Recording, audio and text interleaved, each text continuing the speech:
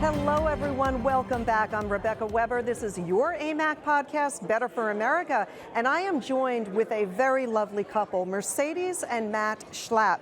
Now, Mercedes Schlapp is the former White House Director of Strategic Communications, a political commentator, and a communications specialist. Her father was a political prisoner in Cuba, and she has dedicated her life to fighting back against socialism. Also joining me here is Matt Schlapp. Matt is also a Fox News political contributor, chairman of CPAC, and that's where we are. We are at CPAC in Orlando, streaming live to you folks. We'll talk to Matt also about his book, which you're going to want to get your hands on. The name of his book is The Desecrators: Defeating Cancel Culture Mob and Reclaiming Our Nation Under God. Thank you so much for being with me today. Great to be here with you, and thanks for being at CPAC. You guys are an important part of making this such a big success. Well, thank you. And I applaud you both because this event is historical. It's amazing the number of people that are here and the important conservative voices here in America. Can you share with our members, tell us a little history about CPAC, what it's all about? So CPAC was created after Barry Goldwater lost the presidency to Lyndon Baines Johnson, and it was created in 1964, and it was the very first conservative grassroots group. And a couple of years ago, I was elected chairman and decided that we would try to make some changes to it, just like we all have to do when we inherit these groups. Yeah. And we've tried different things, and what's great about it is the conference, which was started 50 years ago, just seems to be getting bigger and better. Even when they tried to cancel us in Maryland, they said it would be unsafe. That's right. So we moved to Florida, and then we decided we'd do one in Florida and one in Texas. These two mega big red states, yeah. And it's going really well. And it gives, I think, people a lot of hope that we're going to take back this country. I just want to add that it's not just a conference. We really believe in CPAC 365, meaning delivering our message every single day. We believe this is not just a conservative movement, it's a pro-America movement. And so you've had individuals who were never really politically involved, who maybe weren't even conservative or didn't know where they fell, but they knew they loved America. They knew that we had to preserve this great country, and they've come to CPAC for the first time, and they're like, wait a second, these are my like-minded people.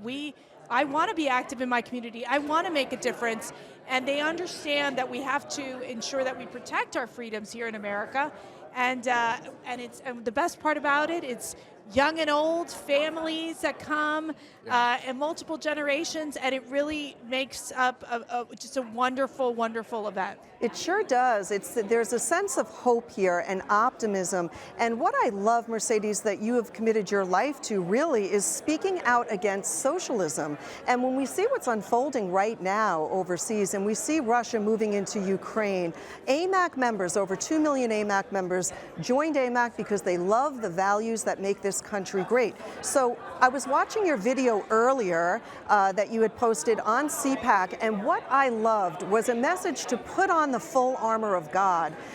We here at AMAC, we understand that our rights are not given to us by man, but rather they are bestowed upon us by God, our Creator. Can you speak a little bit to socialism and what we're seeing here in America? Why do we have a radical left that seems to embrace ideas that are not in line with what our founding fathers imagined for our country? You know, Rebecca, and I think about your members, and I think about the fact that, they've lived their lives through the ups and downs of America, right? We are an imperfect country, but we're a strong country, and we're a country filled with people who love freedom and really want to just raise our families, live the American dream, and just be, part of our community. And what we have seen is this takeover by the left, this seeping in, this creeping in of socialism in a way that they want to destroy our language, destroy our institutions, destroy anything that was just precious and in terms of our values. And then not only do they come and destroy it, but then they criticize you by calling you horrific names in the process if you don't agree with them, or they try to shut you down or silence you if you don't agree with them. And that's where it's so anti-American, and it's so what the Marxists want and what the communists want.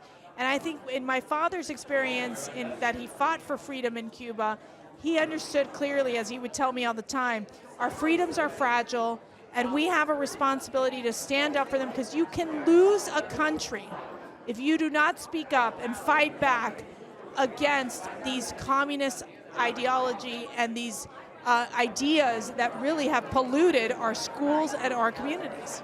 And it is one of the reasons why we are so committed to getting the truth out, both in our magazine and on our website. AMAC members are fed up with what we're seeing, wide open borders. We've got critical race theory being taught in our schools. We see the rise in cost of things like gasoline and groceries, inflation like we haven't seen before. I want to ask you, sir, what do you see as some of the major domestic threats right here in America that we ought to be focused on? And we've got to get the truth out there, because we know that mainstream media puts a spin on things and doesn't necessarily get the truth to the American people. I'll just give one quick example. They've got a great way of using words, I think, to really fool people. When they come out with a voting bill that makes it sound like they're trying to secure our elections, when it's essentially they want a one-party Democrat-controlled takeover of our elections, we feel it our duty to tell them about it.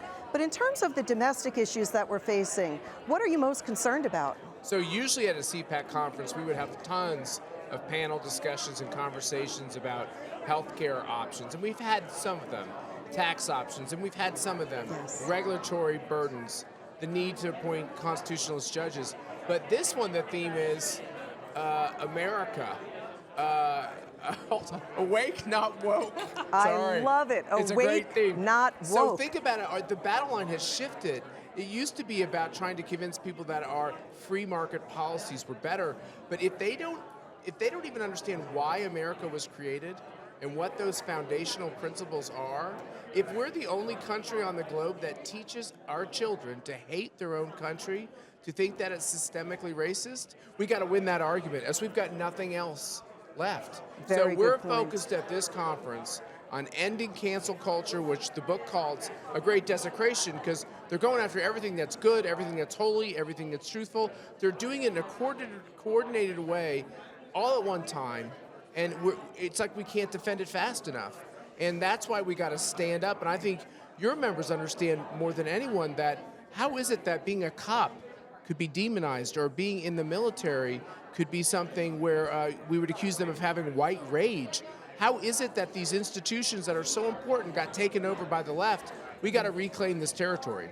Very good point. I always say only a bad person would say get rid of the police, because you cannot think of some good person that would say get rid of protection against those who want to rule or ruin your life. And that's essentially what we're seeing.